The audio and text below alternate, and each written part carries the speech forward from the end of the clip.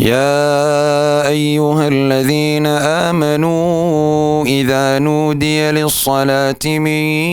يوم الجمعة فاسعوا إلى ذكر الله وذروا البيع ذلكم خير لكم إن كنتم تعلمون. الحمد لله حمدا يليق بجلاله ويكافي نعمه، والصلاة والسلام على رسول الله وعلى آله وأصحابه وأتباعه وسلم تسليما كثيرا. أما بعد، walaalayaal sidii horeba aynu soo wadnay waxaynu ka warramaynay cadamata wa fadli rasuulillaahi sala allahu calayhi wasalam, rasuulka ilaahay weynaantiisa iyo wanaaggiisa. markaynu baranno qalbigeennu ku weynaanaya, waxaa ka dhalanaya xaqu leeyahay inaynu siino. markaa cidda taqaano ee kugu weyn ayaad xaqeeda siisaa ood weynaysaa. haddaanad qofka garanayninba dhinacaad ugu hagaagto ma helaysid. sidaa daraaddeed bay tay nebiga calayhi salaatu wasalaam in laga hadlo qadarkiisa iyo waxa ilaahay uu ku fadilu dheeraad u siiyey ee nusuusta ku sugan ee ilaahay u qiray ee uga markhaati kacay, xayثu qaala allahu tacaala fiih wakaana fadlu اllahi calayka cadiima. ilaahay baa wuxuu ihi rabbi dheeraadku ku siiyey nebi maxamedow uu weyn yahay. ilaahay weynaaba caynkaa leh, fadligu ilaahay ku siiyey aad buu weyn. fadligiisa waxaa ka mida nebi maxamed calayhi salaatu wasalaam inuu ilaahi weynaa addoommahoo dhan abuuray, isagana abuuray, ku ammaanay akhlaaqtii ugu weynayd. insaankuna wax uu helo akhlaaq baa ugu qiimo badan. waa waxa uu ku qurux bato qofku. shayga qofka qurxiyaa maaha jamaalka iyo quruxda daahirka oo keliya, laakiin waxaa qurxiya quruxda baatinka ah ee qarsoon ee akhlaaqda la yidhaahdo, ee ilaahayna uu ku jeclaado, ummaduhuna ku jeclaadaan. wa innaka la calaa khuluqin cadiim, akhlaaq weyn baad ku dul sugantahay baa ilaahay. darafkagama sugnid, kugumana yare, akhlaaq weyn ayaad haysataa, ilaahay kugu arsaaqay. isaguna ummadda wuxuu caddeeyey nicmadaa ilaahay u siiyey inuu helay, una taagan yahay. tashriifna way tahay, takliifna way tahay. tashriif weytoo ilaahay baa ku maamuusay, takliifna way tahayoo waa xil laga doonayo isna inuu ummadda u xaqiijiyo u gaadhsiiyo. waxa uu nebigu calayhi salaatu wasalaam xadiidkii saxiixa inamaa bucitu liutamima makaarim alakhlaaq, ilaahay wuxuu igu soo diray inaan dhammaystiro akhlaaqda wanaagsan ee rasuulladoo dhamme ay soo wadeen. rasuul wal iyo diin walba akhlaaqda wanaagsan way farayeen. wax la nasakho ama laga tanaasulana maaha. waxa uga markhaati kacday markaa xokayntiisii xaaskiisa ahayd caaisha, allaha ka raali noqdo. markii la bal akhlaaqdii nabiga nooga warran aan ku dayane, way soo ururisay oo waxay tidhi kaana khuluquhu lqur'aan, akhlaaqdiisu waxay ahayd qur'aanka. macnaheedu qur'aankii iyo nolosha iyo waaqica lagu fasiray buu ahaa, sala allahu calayhi waaalihi wasaxbihi wasalam. waxaa ilaahay uu ku fadilay oo uu ku dheeraad siiyey, ummaduhuna uga markhaati kaceen inuu nebigu calayhi salaatu wasalaam iska lahaa shayga loo yaqaano alraxma waashafaqa bilummati wa binnaasi jamiican. naxariista, naxariis baa ilaahay uu ku arsaaqay nebiga calayhi salaatu wasalaam ta dadka kale ka weyn oo ummadda u hayay. diritaankiisuna naxariis buu ahaa, wamaa arsalnaaka ilaa raxmatan lilcaalamiin. naxariis baad ummadda inaad u timaado. marka waxaa nicmo iyo nolol le dadka ummaddiisa ka mid noqday nebiga calayhi salaatu wasalaam ee ajiibay ummata rijaaba. ilaahayna uga markhaati kacay naxariistaa inay ummaddu ka hesho. waxau ihi wakaana bilmu'miniina raxiima. sifaadka nebiga waxaa ka mid ah awliyada ilaahay iyo mu'miniinta wuu u naxariistaa. لقد جاءكم رسول من أنفسكم عزيز عليه ما عنتم حريص عليكم بالمؤمنين رؤوف رحيم. رؤوف رحيم. dhibka dadka muuminiintii kuma sahlana naxariista wahayaana aad bay u badantay baa ilaahay wi waa sifaadkeenu kaga dayanay nabiga calayhi salaatu wasalaam waa hogaamiye acdama oo hogaamiyeyaasha kale wuxuu kaga duwan yahay qalbiga dadka la socda ayuu gaadho u qabtay nabigu calayhi salaatu wasalaam qalbi ahaan buu u qanciyey way ku qanacsan yihiin way ku jecel yihiin ilaahay baa wuxuu uhi fabimaa raxmatin min allaahi linta lahum walow kunta fadan galiida alqalbi lanfaduu min xawlik naxariis ilaahay uu ku siiyood xagga ilaahay ka heshay daraaddeed ayaa dadkan ugu jilicday ood ugu dabacsanta oy kuugu soo urureen oo mid waliba xiisaynaya inuu kula joogo ka ag dhowaado haddaad noqon layd mid aad adag waa lagaa kala yaaci lahaa sida hogaamiyeyaal badan lagu yaqaano isaguna wuxuu nabigu calayhi salaatu wasalaam xadiidkii saxiixa innamaa ana raxmatun muhdaa anigu waxaanay naxariis ilaahay ummadda uu u hadiyeeyey ma ahaynu faanayo nabigu calayhi salaatu wasalaam laakiin xaqiiqada dhabta ah buu u sheegayaa dadka si ay u iimaansadaan ilaahayna ugu mahadnaqaa subxaana wa tacaala naxariistiisu bani aadamka qura kumay koobnayn wuxuu u naxariisanaya xoolaha aynu dhaqanayno waa kii awrku u soo cabanayay nabiga calayhi salaatu wasalaam awr baa u soo cabanayay uu soo agmaray beer buu nebigu soo agmaray awr baa xaggiisii u soo caroo dunuunucayo ilmaynaya nebigu calayhi salaatu wasalaam wuxuu yihi awrkan yaa leh nin reer ansaareeda baa yidhi aniga waa dee ilaahay baa milkigaaga soo geliyo ku siiye waa kaa cawdaye u naxariisa buuha dhibka ka daaya gaajada sidaasoo kale xayawaanka kalena waa u naxariisanaya xoolahaynu dhaqanaynaba aan ahayn safar buu ku jiraa oo shimbir buu arkayaa wareegaysa colka dushiisa ku wareegaysa war yaa argagax geliyey shimbirtan dhib baa lagu sameeyey yaa dhibay asxaabtii baale waxay leeyihin dhalaheedii baanu ka qaadnay waanu celiya oo afgaranaya nebigu calayhi salaatu wasalaam iska daaya jaamidaadka qallalan nololba lahayn ayaa nebigu u naxariisanaya calayhi salaatu wasalaam waxa uu ku tiirsan jiray intaan mimbarka loo samaynin geed markii mimbarka loo sameeyey uu ka durkay geedkii cod buu yeeshay markuu khudbaddii fulay buu dhawaaqay sidaa nirigtu markay hooyadeed u dunuunucaysoo kale ayaa codkaa yeeshay intuu ka deguu nebigu isku dhajiyo uu salaaxay wuu aamusay ilaa haddii kale lagama tukan kareene waa naxariista laynooga baahan yahay in aynu u yeelanno ciddii xaq u leh naxariista ricaayat ullaahi lahu wa cinaayatuhu bihi mundu wilaadatihi sala allahu calayhi wasalam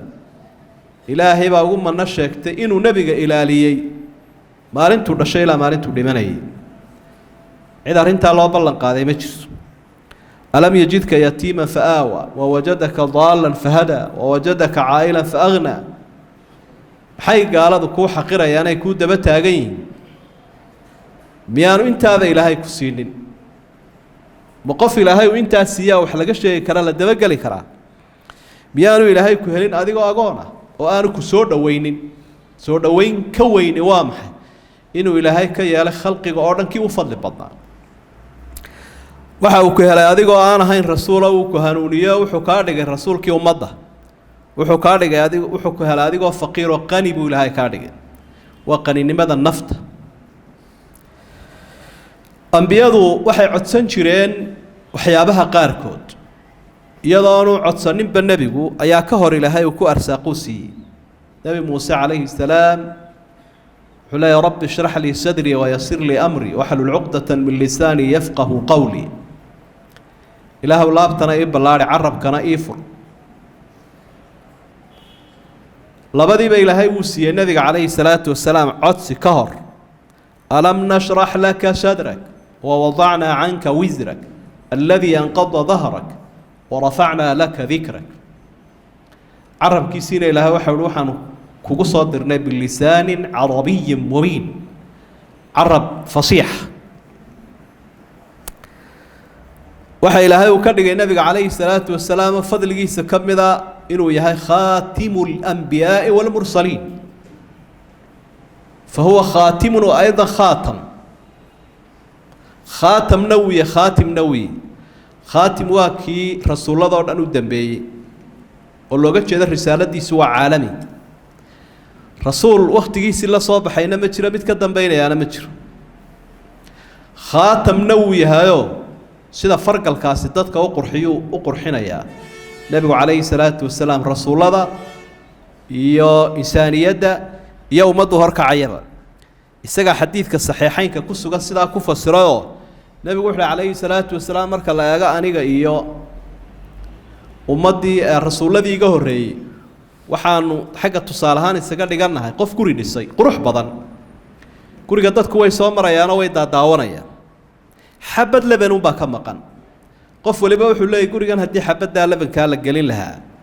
quruxdiisu way israaci lahay markaa ambiyadii saasoo kale aan uga dhiganahay ama rasuulladii iga horreeyey xabaddii leban ahayda qurxinaysa waa aniga idan labada qirabo way jireen walaakin rasuula allahi wakhaatama annabiyiin wakhaatima annabiyiin marka ambiyada waanu soo gebagabeeye wuu dambeeyey quruxna wuu yahay nebigu calayhi salaatu wasalaam wa atqa alkhalqi wa ashrafuhum ilaahay baa wuxuu ka dhigay khalqiga kii una sharaf badnaa una alla ka cabsi badnaa si kale haddaynu eegno u gobsanaa ee u laandheeraysnaa nebigu wuxuu xusay calayhi salaatu wasalaam xadiis saxiixa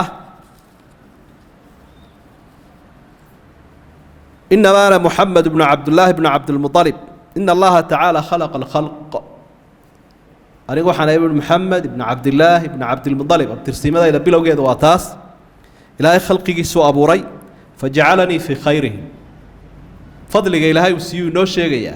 سي نقولنا إنه فرحنا إلهينا إنه مهدنا قناه استجنا إنه هم بلينا إنه قدرينه خلقك مركيه الرئيس إلهي وحي الراعية كيو خير بطنا ثم جعلهم فرقتين خلقي إلهي وحي كرق الله قيباضا فجعلني في خيرهم فرقة لدتكم مرة البشرية خير أيكو كالاروري أنا قيبت خير كهدنا إلهي الراعية ثم جعلهم قبائل أدنا إلهي قبيلوين بكرقي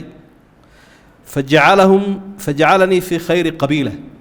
إلهي وحي قدري قبيلة دي وخير بطنين ثم جعلهم بيوتا فجعلني في خيرهم بيتا قريو إلهي كرقي قريو أفعنا أبترسيماهان إيا الشرفهان أيو إلهي قصو صاري فأنا خيركم بيتا وخيركم نفسا أنا قايدينكو في عن حق قريهان إيا أبترسيماهان حق شرفتا نفهان أنا إذنكو في عن النبي عليه الصلاة والسلام ذلك فضل الله يؤتيه من يشاء والله ذو الفضل العظيم ليراتك إلهي النبي قصيبو إنو الشيء waxaynu geediyunahay inuu sii soconaa aakhiro wala mahuraan halkaana nabigu calayhi salaatu wasalaam muxuu kula horeeyaa ilaahay dheeraad ahaan u siiyey wuu inoo sheegayaa taana rasuulku sala allahu calayhi wasalam nicmooyinka adduunyada markuu xusay waxau nabigu calayhi salaatu wasalaam xadiidkii bukhaari ku sugnaa ana faradukum cala alxawdi antadirukum anugu ummadii islaamku jibtee muuminiinta ahay waxaanay ceelalyaan idiinahay darka dushiisaan sii taaganay uu dadka ka waraabinaya nebigu calayhi salaatu wasalaam laakiin digniin buu raaciyey nebigu bishaaradaa markuu inoo sheegay digniin buu raaciyey la yurfacu lii rijaalun minkum xataa idaa caraftuhum ukhtulijuu duunii waxaa dhici doonta buu nebigu aada u adkeeyey in ay ku soo horman doonaan ceelkaa laga cabayo xawdka ee lagu haraad baxayo ragaan garanayo ama dadaan garanayo dee ummaddiiya markaasaa la dhufanaya meel kalaa loola kacaya faaquulu rabbi asxaabi faqaala innaka laa tadrii maa axdathuu bacdak waxaa dhahay ilaahay waa asxaabtaydi ilaahay waan garanaya markaa waxaa la leeyahay gadaasha ama adiga kadib ayay wax cusub keeneen oon diin ahayne iska dah kuwa waa la qaatay marka nebigu digniintuu bixinaya waxa weeye calayhi salaatu wasalaam sida darkiisa lagaga cabbi karo waa in la raaco oo sunnihiisa lagu dhigo nebigu calayhi salaatu wasalaam arrintaas siduu ilaahay ku waafajiyey weyn ee rasuullada kale ay heli waayeen ee shafaacada ayuu inoo sheegayaa waxa uu inna likulli nabiyin dacwatan qad dacaa biha fastujiibat lah nebi waliba wuxuu leeyahay rabbi bari weyn oo culus oo kuwa kale ka culus oo loo aqbalay wa innii qad ikhtaba'tu dacwatii shafaacatan liummatii yowma alqiyaama anigu ducadaydii u cuslayd waan dib dhigayoo maalinta qiyaamahan ilaahay baryayaa rabbi barigaa weyn si aan ummadayda shafaaco iyo ergo la ii aqbalo ugu helo allah inoo aqbalo xadiidkaas saxiixaynka ku sugan waa saaxibu shafaacati alcudma shafaacada nebiyada kaloo dham ay ka cudur daaranayaan ee cid kale kari weyday ilaahay nebiguu siiyey calayhi salaatu wasalaam isagiiyo innagaba fadli bay nootay maalinta qiyaamaha dadku way yaabsan yihiin kuwa u mudan iyo rasuullada ilaahay baa mid waliba leeyahy nafsi nafsi inuu cid kale qofku u doodo iska daayo naftaydu leeyahy laakiin nebigu calayhi salaatu wasalaam waxa uu ku xusay xadiid axmed iyo tirmidi ay warinayaan saxiixa ana sayidu waladi aadama yowma alqiyaamati walaa fakhr anigu ilmo bani aadam oo dhan anaa hormuud u ah oo madax u ah maalinta qiyaamaha faanna igama aha buuri waa fadli ilaahay وبيدي لواء الحمد ولا فخر علنك لما هدينا أنا أمد أوهي مارنتا سأتاقية فارنا معها وما من نبي يومئذ آدم فمن سواه إلا تحت لواء نبي كرامة آدم ينتي كدن بيس إلا مذول علنك يقول تاقي أبو النبي عليه الصلاة والسلام حتى الأب آدم أبو الأنبياء أبو البشر وأنا أول شافع وأول مشفع ولا فخر waxaan ahay ka ugu horeeyay ergada culus ergeynaya ee laga aqbalayo faana ma habu nabi calayhi salaatu wasalaam nabiyullaahi maxamed caalamka dambe fadliga ilaahay uu siiyay inuu ka faa'iideysanayna insha Allah isagoo inoo sheegayo waxa uu yiri xadiidkii muslim ana awwalu man yaqra'u baab aljanna anu waxaan ahay ka ugu horeeyay albaabka jannada garaacaya ana jannada ilaahay awliyadiisa uu ku casuumayo diiftii hawshii haraadkii adduunyada ay ku reebayaan albaabka cidda u horeysay garaacaysa oo aniga buu nabi calayhi salaatu wasalaam fayaqulu alkhazinu man ant marka malaga agaasimaha jannada ilaahay hawsheeda u xil saaray baa wuxuu leeyahay waa kumaad ahayd faaqulu ana muhammad baan ahay kii la mahadiyay weeye فيقول أقوم فأفتح لك فلم أقم لأحد قبلك ولا أقوم لأحد من بعدك وسوكع يوان كافر ومكعينو كمفر قف ذيك كاهر ريي قف كادن بيون كفر يا نمتشرو نبي عليه الصلاة والسلام ولا ليال وحاسو فضل يبو ليهي إنينو برانوية إنينو وحا إلهي وسيا إلهي نوغم هاد نغنو إساقنا كوهم بليينو wixii uu nafarayna yeelo oo aynu ku dayano waajibkeenana aynu marno xuquuqdiisana aynu siina xilkayna saaran waa kaas اللهم أرنا الحق حقا وارزقنا اتباعه وأرنا الباطل باطلا وارزقنا اجتنابه اللهم انصر الإسلام والمسلمين والمستضعفين والمجاهدين في سبيلك في كل مكان يا أرحم الراحمين اللهم يا مقلب القلوب والأحوال ثبت قلوبنا على دينك وعلى طاعتك يا أرحم الراحمين اللهم اشف مرضانا وعاف مبتلانا وارحم موتانا وتمم نعمتك علينا يا أرحم الراحمين وهذا ما أقوله فستذكرون ما أقول لكم وأفوض أمري إلى الله إن الله بصير بالعباد وأقم الصلاة